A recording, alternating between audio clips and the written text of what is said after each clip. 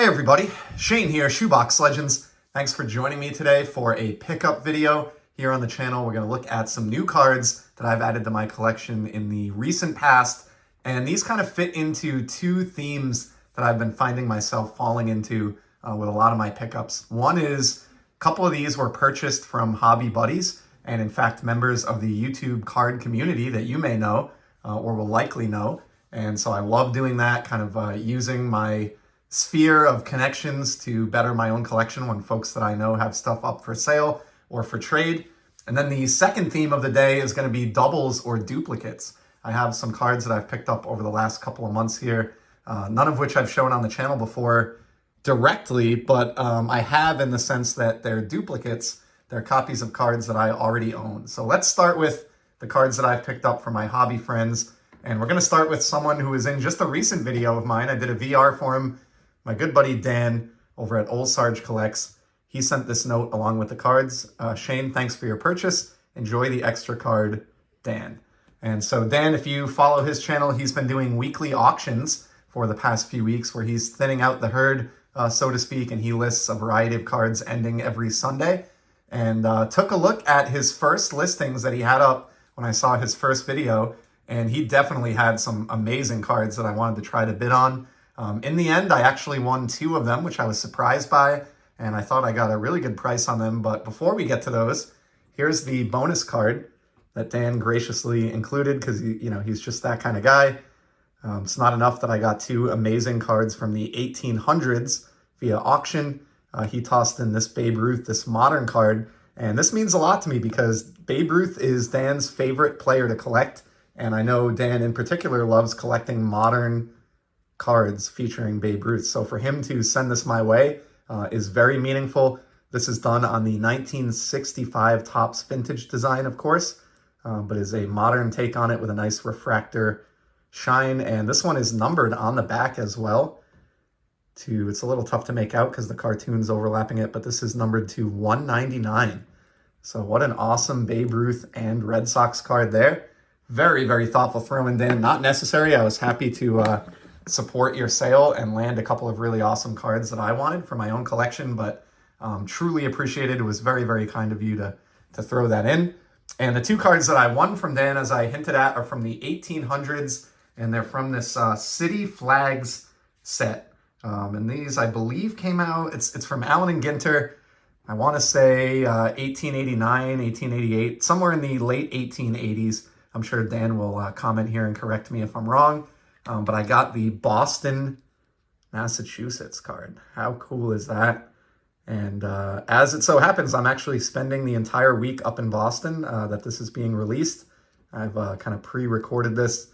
I have a work engagement up there, so I will be staying downtown for the next few days in the lovely city that is depicted on this trading card. As a lifelong New England native, and a fan of Boston sports teams and someone who spends a lot of time in the city, this was just too cool to pass up. Was really, really happy and surprised, I think, to be the lone bidder on this at a very reasonable price point. It was around the cost of a blaster, a retail blaster, to get this Boston card. So killer stuff there. And then from the same set, another city that I've been to plenty of times, and in fact, I'm heading there later this month for a trip with my wife, Washington, D.C. From what Dan mentioned in the video on these cards, I believe this one carries kind of a premium in terms of, collectors seeking this one out more than some of the other state flags. This one obviously is unique, being our nation's capital. Love the Washington Monument there, which I've visited quite a few times. I'm a big fan of Washington, D.C. First went there on a class trip when I was in 8th grade, and I've been back a few times since. Brought my wife there for her first visit a few years back, and as I mentioned, we're heading there again later this month, so had to try to scoop this one up. This one, the Boston one, I figured I had a chance. The DC one, I fully expected to be outbid on and to lose in the end, but ended up winning both of these for around the same price. So I'm really pumped with these, Dan. They're even more meaningful knowing that they came from your amazing, pre-war non-sport collection, which I am constantly just in amazement of, and really happy to add those. So I'll be keeping my eye on your future sales for sure. And then I have one other card here from a YouTube card community member, another channel that I've mentioned quite a few times because I really enjoy it and I love his approach to the hobby. My friend Jason over at Contrarian Cards, he has an eBay store and he does quite a bit of moving and selling on eBay. And so I'm always keeping an eye out for what he has listed. And he put this card up recently and I was a little bit surprised actually to see him parting with it. Although he's gotten so many awesome new cards in, I think, in order to make room for new, you sometimes have to part with old. And long story short, reached out to him privately outside of eBay when I saw the card listed. We went back and forth and he gave me what was a very fair price on this. And it's the reason we have this Shohei up in the background. That's the blue refractor from 2022 Topps Chrome. And to pair up alongside that, I now have my first ever proper gold 50 Shohei Ohtani from Topps Chrome. Now it's not proper in the sense that this is the wave, the gold wave. There are two in the Topps Chrome baseball release, which is looked at as like the gold standard of shiny Topps baseball cards. There are two gold refractors numbered to 50. There's the regular and then there's the gold wave. And this is the first Shohei Ohtani card in my collection of either of those, standard Topps Chrome release gold to 50s. I do have one or two other. I think I may have like a Topps Finest gold to 50, but this is the first one I have on the flagship design. I love the shine element here. I mean, look at the way this card dances. And of course, this won't air for a little bit, but as I'm recording this, Ohtani has actually surpassed his teammate Mookie Betts to take the lead in OPS for all of baseball. Just having an incredible start to his campaign. Of course, not pitching this year, but that doesn't mean that he won't be the premier hitter in all of baseball, which he's shown us he can be over the last few years. And he's certainly off to that type of a start in the early running here. We're going to quickly switch over to hockey now for just a couple pickups, and then we're going to circle back around to baseball to close it out.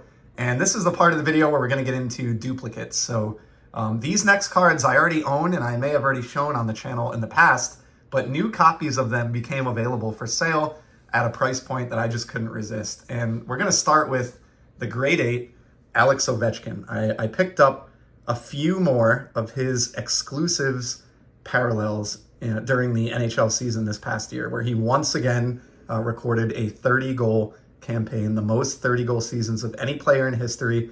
And I'm just always on the lookout for these exclusives numbered to 100, going all the way back to 1998, more than 25 years as a serial numbered parallel. So I got this 2019.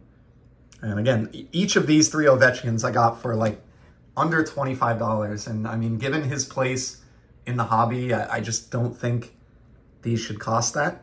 Here's a 2017-18. This one is notable because it's the year that he won the Stanley Cup.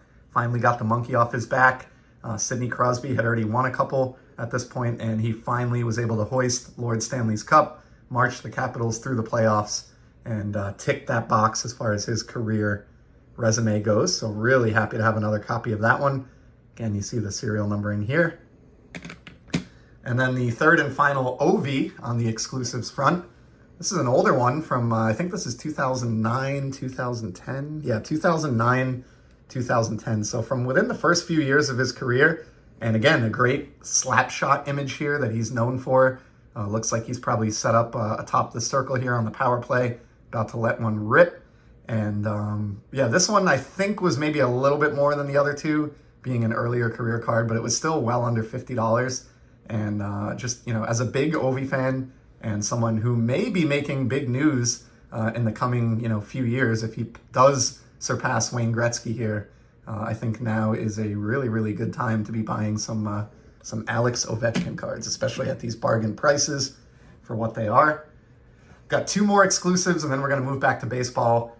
This one is kind of funny. I left it in the case that it shipped in, but really pumped to get this. This is a 1999 exclusives Wayne Gretzky. So this is the second year that they did this set, and the seller shipped it in this really obnoxious large screw down case like you would have seen, at a hobby shop or a card show back in the early 90s, which I thought was pretty comical.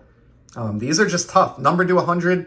This came out the year after Gretzky retired. He retired after the 98-99 season. And so in this set, which was the first year after his retirement, Upper Deck gave him the first 10 cards on the checklist. You can see this is card number 10.